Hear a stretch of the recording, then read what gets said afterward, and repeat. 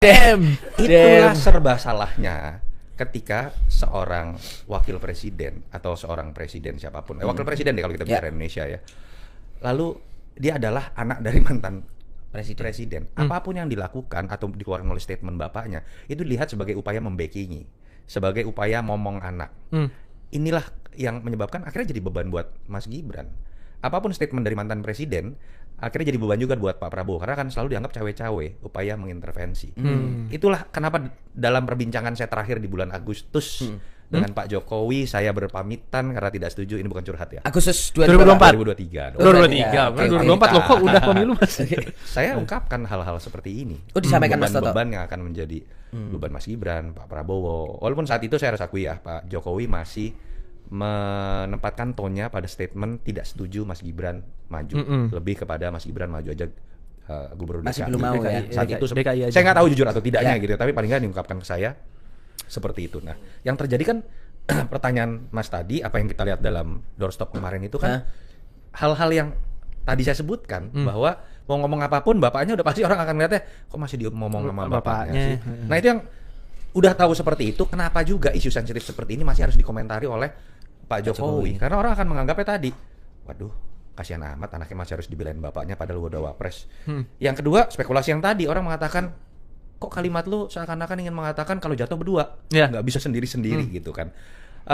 Walaupun statement Pak Jokowi juga tidak sepenuhnya benar gitu ya, karena ketika bicara mengenai pemakzulan atas perbuatan tercela, tindak pidana berat, itu bisa saja dilakukan karena bahasanya dan atau presiden dan atau wakil presiden. Artinya bisa atau. Walaupun kalau ditanya ke saya, dorongan dari para forum purnawirawan belum memenuhi syarat. Ya, masih susah lah ya. Karena alasannya kan karena dulu pencalonannya cacat lah. Mau kita suka atau nggak suka, MK sudah memutuskan, negara sudah memutuskan, terlepas setuju atau tidak setuju, kita hanya bisa berhenti pada level kalau nggak setuju secara etika saja. Ini tetap melanggar. Tapi kalau dalam konteks itu enggak. Jadi tapi balik lagi, kasihan kalau Pak Jokowi terus-menerus masa pensiunnya akhirnya harus menghabiskan waktu seperti ini. Dan sebagai mantan, bukan pendukung saja, saya tuh bantu Jokowi, nggak usah saya tahu. Berarti kecewanya lebih dalam ini Mas Toto. Sama juga. Saya kan cuma pernah nyoblos gitu kan. Saya bukan hanya nyoblos. Saya tetap sedih seorang presiden yang apapun ya dia sudah bekerja keras juga. Yang diingat bukan legasinya terkait infrastruktur, bukan tentang deregulasi, bukan tentang debirokratisasi, tapi akhirnya tentang anaknya dan harus menghabiskan masa pensiunnya dengan kemudian berbicara mengenai cawe-cawe atau tidak, intervensi atau tidak, matahari kembar atau tidak, dan terakhir sepaket atau tidak, mengomentari anaknya sepaket atau tidak, termasuk bahkan seakan-akan harus mencari kerja menjadi ketua umum dari partai tertentu. Buat saya ini tidak lazim buat seorang presiden, yang harusnya diingatnya adalah legasinya. Yang 10 tahun luar biasanya Pak Jokowi. Dan yang paling kurang ajar itu pendukung-pendukungnya mendorong seperti ini. Dan sekarang nggak peduli, yang menghadapi akhirnya harus Jokowi sendirian juga. Mereka sibuk tetap nyari komisaris, BUMD, BUMN, ikut menjilat Prabowo. Dulu si paling Jokowi, sekarang si paling Prabowo. Ada nama ormas tiba-tiba dari ini Jokowi titik-titik.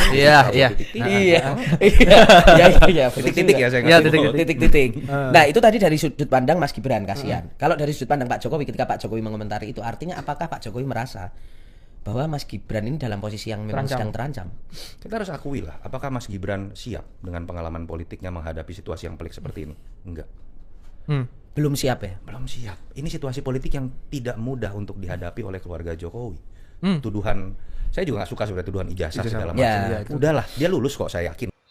Ya, kembali lagi bersama saya di channel ini di NES 2045. Salam inspirasi, salam NKRI, harga mati. Nah, seperti biasa saya akan membacakan komentar teman-teman kita yang menanggapi cuplikan video yang barusan saja kita tonton, agar kita bisa saling satu sama lain, saling bertukar pikiran. Jabatan Wapres bukan untuk coba-coba, harus punya karisma dan kompetensi. Salah pilih rakyat yang menjadi korban dan menanggung akibatnya seperti sekarang ini.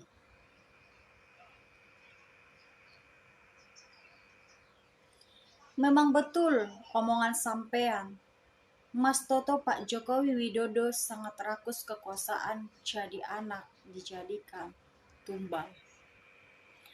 Terlalu ribet memperjelasan, langsung aja bilang kalau Gibran memang gak punya kapasitas jadi wapres. Otaknya kosong, sumpah. Oke, kita lanjut lagi dengan komentar teman kita dari Herma Ngoma.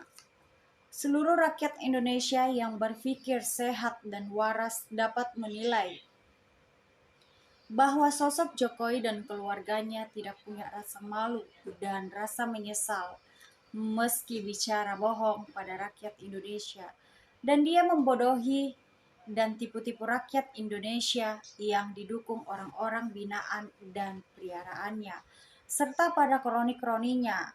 Dan tentang kebohongan Jokowi terbukti di media sosial, yang bohongnya berkali-kali, dan pasti atas perbuatan bohongnya pasti Allah akan memberikan kualat. Pak Joko lari ke sana ke sini untuk mempertahankan ijazahnya. Lama-lama akhirnya sakit karena memikul beban pikiran ijazahnya sendiri. Rakyat kepingin punya pemimpin yang mau mengakui kekurangannya. Kalau tidak berhasil memimpin, jangan merasa berhasil, nambah hutang dan mencari kerja anak-anak dan mantunya. Pemaksaan harus masuk MK pun diterobos, namun kayak buah pisang masak kena karbet. Keluarga Mulyono sudah putus urat malu, putus urat menyesal karena mereka tamak uang, tamak jabatan, tamak pangkat, dan tamak hormat. Gibran belum punya pengalaman dan kepintaran sebagai wapres. Sekarang kasihan lihatnya masih pelangak-pelongok dalam berpidato di depan umum. Secara etika, si Fufu Fafa tidak memenuhi syarat, makanya elektabilitasnya jong. Faktanya ketika dia turun ke lapangan terjadi kritik dari masyarakat karena dianggap berbohong dan tidak layak jadi orang nomor 2 di negara ini.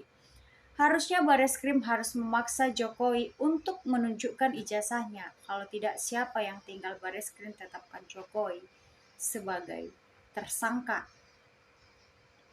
Gibran dan MK, seandainya MK atau Mahkamah Konstitusi disalahkan karena dianggap melakukan kecurangan, meloloskan Gibran, tetapi apakah tidak munafik dari semua capres ketiga-tiganya atau Anies, Ganjar, dan Prabowo ternyata juga bersaing memperebut Gibran? Sudah tahu pelanggaran etik, kok mau dijadikan wakilnya?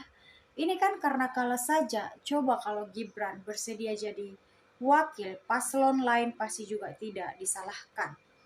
Awal persaing perebutan Gibran adalah yang pertama Puan Maharani atau PDIP memanggil Gibran. Dipertimbangkan Ganjar Pranowo agar tersedia menjadi paslon 03. Jawabannya Gibran tidak mau, sehingga akhirnya ditetapkan Ganjar berpasangan dengan Mahfud MD. Dan yang kedua, Pak Ahmad Ali dari pihak Anies Baswedan juga mempertemukan Gibran dengan Pak Anies. Tetapi jawaban Gibran kepada Anies juga tidak tersedia. Yang ketiga, akhirnya ketika diminta Prabowo untuk menjadi wakilnya, Gibran bersedia. Konon sampai 5 kali Prabowo meminta kepada Jokowi agar putranya itu bersedia menjadi wakilnya.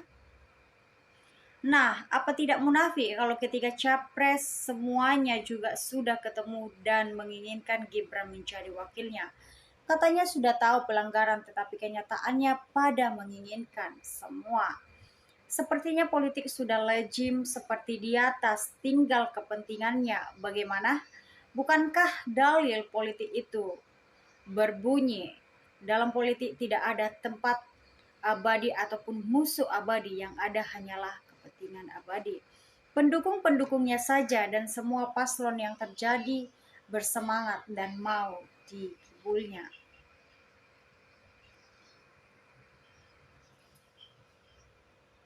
Kasihan juga Gibran yang masih pelongok-pelongok menjadi korban bapak ibunya yang haus kekuasaan dan serakah. Sekarang Gibran yang jadi bully-bulian dan ledekan netizen. Yunarto, kamu ngomong apa? Siapa yang memaksakan Gibran jadi wapres? Kok tidak kamu saja yang dipilih Prabowo jadi capresnya? Gitu kan, hari-harinya hanya untuk nyinyir. Pendapat Mas Toto keliru, Wong Gibran menikmati banget jabatan dan kekuasaannya. Ibu dan istrinya sangat bangga, apalagi bapaknya luar biasa senangnya. Ya, saya akan membacakan komentar terakhir dari teman kita, No Channel. Iyalah, Gibran itu korban Mulyono, sebenarnya kasihan juga. Dia kena efek bully seluruh dunia, padahal mungkin dia tak menginginkan jabatan itu, tapi dipaksa ayahnya. Kasihan banget dipikir-pikir. Gibran jadi wapres yang maksa itu Prabowo bukan Jokowi. Ini orang pengamat dari PDIP wajar bicara begitu. Kalau menyesal mundur aja karena itu lebih baik Mas dan menyelamatkan keluarganya. Dan kalau tidak mau mundur akan mendapatkan tekanan psikologis yang lebih banyak dan lebih berat dan dampaknya mungkin sampai 7 turunan. Kasian banget itu anak cucunya. Ya itulah komentar teman-teman kita yang menanggapi cuplikan video yang barusan saja kita tonton. Bagaimana pendapat Anda? Silakan komen, share, dan subscribe. Salam inspirasi, salam NKRI, harga mati.